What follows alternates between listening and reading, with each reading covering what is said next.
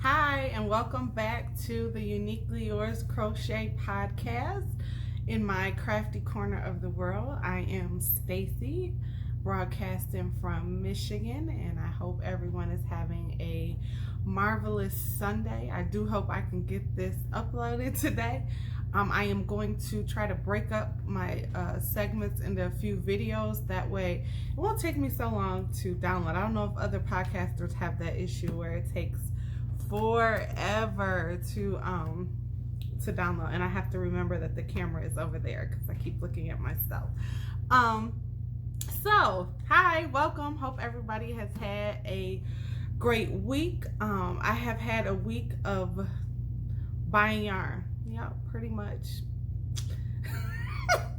I hit up Hobby Lobby, I hit up Michael's twice, I hit up Joann's. To my defense, I had a Michael's and a Joann's gift card that one of my students gave to me, so that was exciting. I just finished out my Michael's gift card today. So I hit up their clearance sections. Hobby Lobby in my area just started marking down their yarn, and she said they have more to go. So I'll probably have a haul next week too, because I'm going back because I didn't get they didn't have the cakes and the things on sale yet, and I love to get the cakes for blankets and stuff, especially baby blankets. So I'm hoping that I can catch those. I think they're usually like $1.75 or $1.49 or something like that. So those will be in separate videos. Today I want to talk to you about some finished projects, some WIPs, some upcoming projects, and then what I'm wearing. So I'll start off with what I'm wearing. This actually was not started last week. I showed you the yarn, and I decided to go ahead and do the infamous Bag O' Day mesh shawl. It's so pretty, you guys. I don't know if you can see it. I wore it over a dress. And it was really simple. I made it out of a Hobby Lobby cotton wheel with sparkle, and so it's so versatile. I feel like I could wear it over jeans or shorts. I have it over a pink dress today, but it's so cool. I wore it outside in 90-degree heat. I wore it outside in 80-degree heat, and I was perfectly cool both times. I went ahead and made a matching handkerchief for those days that I don't feel like doing my hair, or if it's just a bad hair day. So without mostly trying to use up the rest of the yarn, because I didn't quite use 2 cakes. I used like 1.5. I think I made it a little big. I mean, I think it's cute hanging off the shoulders like this, but I started another one out of a comfy cotton cake. And I actually, when she said chain 80, I thought, that's going to be too small for, plus size. I should just listen, because Crystal knows what she's talking about, right? So this time I did go with the 80, and I started it in this pretty purple. It's a comfy cotton, and I hope that's coming out where you guys can see it. Shout out to my butterfly dream sister from Alabama, who emailed me and told me how to turn something off on my camera so that you guys can see the labels the right way, even though they might appear backwards to me. So I hope I did that, and I'll check in between my haul videos just to make sure. But yeah, shout out, thank you so much. I have a new crochet sister who had my back. I love this community that, when we see something that we can do to help somebody, we just shoot them an email or a comment or something like that. So thank you so much. But yeah, so this is my next one, and I might make one more before the summer is out. Just because I feel like it could transition into fall too. Listen, I ain't wearing nowhere special but to Michael to go yarn shopping, but I got a lot of compliments on it, so I am loving it. So I'm glad that I went ahead and made one. So I also, everything that I have to show you this week, I didn't show last week. So I had an order come in this week for something I never made before. One of the mothers from my church called, and she asked if I could make it, and of course I'm like, yeah, sure. Good old YouTube. Listen, anything you need to know how to make, you can find it on YouTube. Anything you want to know how to do, if you want to learn how to put something together, whatever you need, you can find it on YouTube. So I knew it wouldn't be a problem. I actually found the pattern on Pinterest, but it said it had a YouTube video attached to it, and so it worked out perfectly. I was able to get it done in a few days, and I kind of could have delivered it to her, but I held on to it because I wanted to show you guys because I was proud of it. It's kind of old school. I know that a lot of people did those probably in the 60s, 70s, 80s. Nowadays we kind of don't decorate our bathrooms like that, but she wanted me to make a toilet paper cover, and she wanted 4 of them. She wanted 2 in white and 2 in gray. So I made tops, and I made them so that if she wanted to use a regular size toilet paper, but now they sell like the double XL toilet paper, so I made it so it would stretch over those 2 or just sit on top you know, of these ones fine, to the regular size toilet paper. So and since we're in a shortage of toilet paper, that my household was looking for the extra rolls of toilet paper, and I had them because I had to make sure that they fit right. So that was an order, excuse me, that came in this week, and I was able to knock it out, so that was great. So I did a couple more squares on my Christmas blanket, my Christmas granny squares. So I have about 14 and a half right now, so I'm working on those. Meanwhile, I completely messed up on my, I messed myself up really on my scrap blanket. It was coming out, or coming along beautifully. I had done a bunch more sections, and when I realized that I was running out of gray for these, I thought I would be able to steal my gray back that I used. Don't you hate that when you're like, oh, I have so much scrap yarn, and then somebody orders something and you just use the scrap yarn in like a scrap project? So I tried to reclaim it, and let's just say it was an epic fail. So I have to, what I'm doing is starting the blanket all the way over. So I'll show that hopefully next week. I'll be back at where I was when I talked to you guys last week about it. I made these a couple weeks ago for my nephew. However, he had them at my mom's house, and he was playing with them there, but he brought them home. So I made him some of those Bernat blanket, and everything that I talked about, I'm going to drop the link in the description box. So to Bag O' Day, to the pattern for I believe it's Meladora. I might be saying that completely wrong, but I will drop the link to the tutorials that I used for all of these items that I made. This was by Sara, Sach, so I will drop her I think it's a garden scarf or a garden handkerchief. I've made one before to match a tank top. I'll do that on, maybe next week I'll wear that, because it was to go with the tank top, and here in Michigan we might not be wearing tank tops for very much longer, so I better try to get them in. So that might be my, what am I wearing for next week? Anyway, I'm babbling, I'm all over the place, sorry guys. I'm trying to hurry up and record before my nephew gets back, because I don't want him to make a special guest appearance. TT, who are you talking to? He'll want to know. So anyway, so I made him some balloons, and I made them in a couple colors. I think I made it in a green.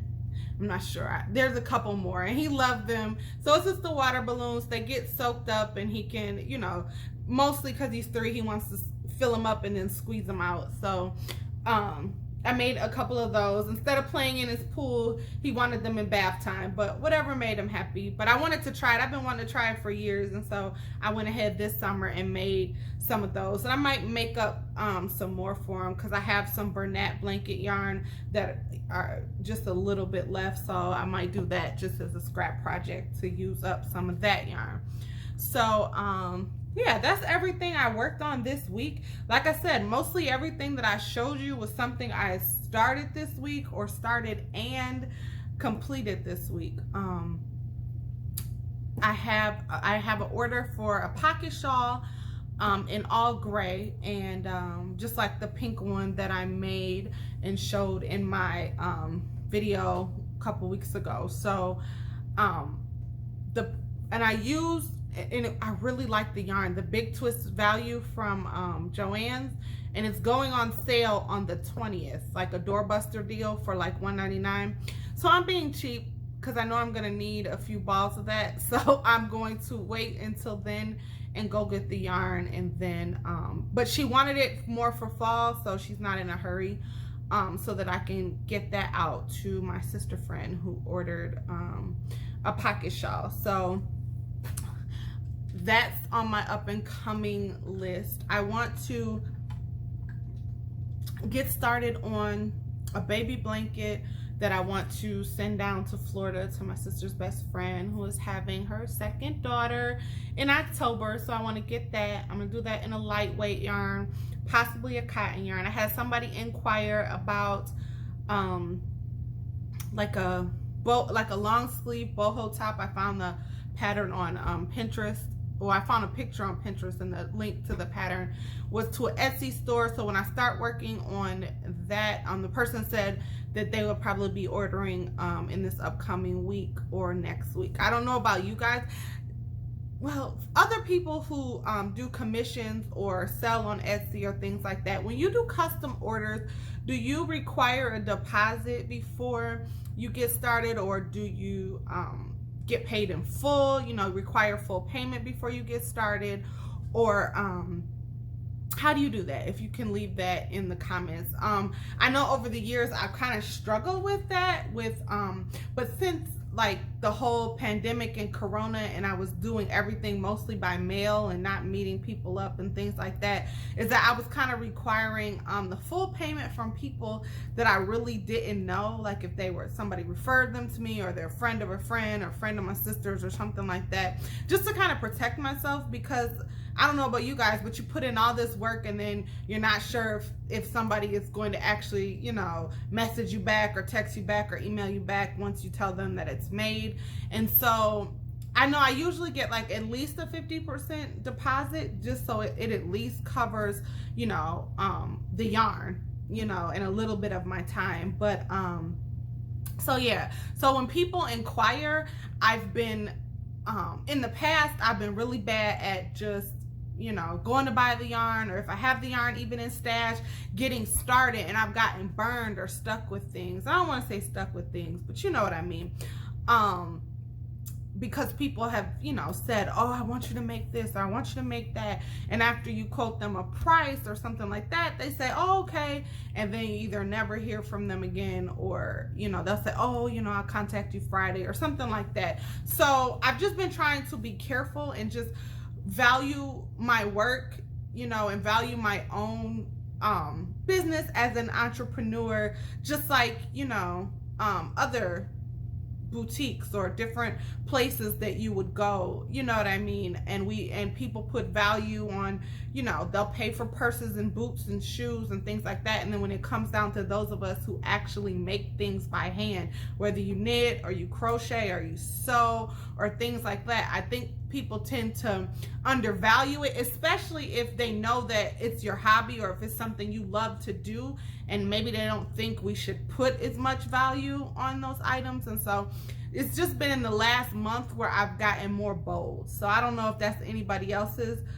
kind of story, where you're like, you know what, like my time is my time, it's valuable, because even if I love to do it, I could be doing something else. I could be making something for myself, or making Christmas gifts or something like that, you know what I mean? So speaking of, I need to figure out what everybody's getting this year. If it's gonna be pocket shawls, it might be blankets, I don't know what it'll be, because I bought so much yarn this week, I don't have anywhere to put it. So I need to use up things that have been in my stash, like the Hobby Lobby hauls from last year. Anyway, guys, I think that's all I have to talk about in this podcast episode. Can't wait to share with you. I hope that you guys are enjoying my little crafty babble and chitter chatter, whatever you want to call it. Please, if you do, like, subscribe to my channel, like the video, give me some thumbs up. I want to thank every new subscriber that I have so far. We are inching closer and closer to 100. We're like 77 as of today, so I'm super excited. Thank you to everyone who's given me a shout out or has referred people to my channel. Ella of No Catchy Name on her Facebook page gave me a nice shout out and referred people to come and check me out. I understand, you know, there's a lot of podcasts out there to watch because I'm discovering so many, and you know, when I'm up late, that's what I'm doing.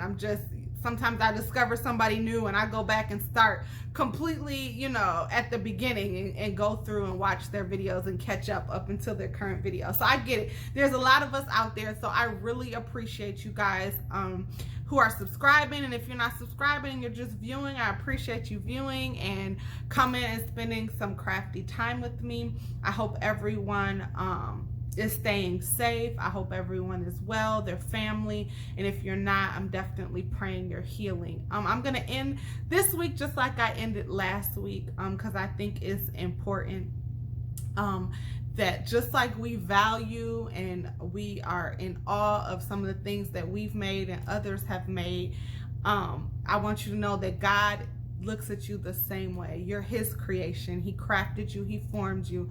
And Psalms 139:14 says you are fearfully and wonderfully made, and that he stands in awe of his creation when he looks at you. So just know that you are valuable, even if you don't feel like it, even if somebody has told you otherwise.